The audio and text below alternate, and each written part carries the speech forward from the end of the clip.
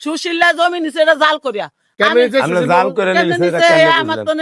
তো ওইসব জাল না চলে হে কেমন কয় আটকুয়া তোর ভাই বেছে সাইড তোর ভাই হারাম একটু জমিও বেছে না তোর আচ্ছা, ভাইও বেছে না তোর দাদাও বেছে না না কেউই বেছে না, জমি রেস্ট্রি করে দিছে নামনে, এটা এই রেস্ট্রি অফিসও আছে, সরকারি খাতাও আছে, এদিন লিয়া লোকচুরি কোনো কারবার নাই। এতদিন দিনই জানতাম না, টাউনে গেছি আইসি 10 জনের দ্বারা, মানে এটি লোকচুরির কথা নাই। আপনি যদি জাল দলিল করে দেখান, আপনি জাল দলিল করে নিছেন, আজ যে কোডো উড়াইলি ধরা খেয়ে দিব, কোডত্তন গিয়া আবার ওই সরকারি হেনা অফিসে গিয়া যাচাই করবো যে এই দলিল কি আসলে হেনা আসেনি।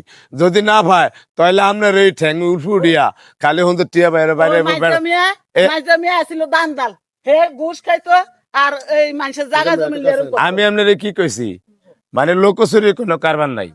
এখন যদি আপনি হেয়ার দাস জাল দলিল করে, আমি কই জাল দলিলই হে আগে দলিল আঙ্গরে যেটা দিব এটা আবার সরকারি খাতা হাইতে হইব, তাহলে এটা অ্যাকুরেট আছে।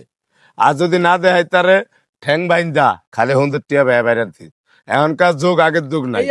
আমার ছোট মাই একটা 3 মাসের ফেরত মারছে ছোট মাই একটা জমি দলিল করছে কেমনে সেই দলিলে কাগজ যায় না হে আমার দেখা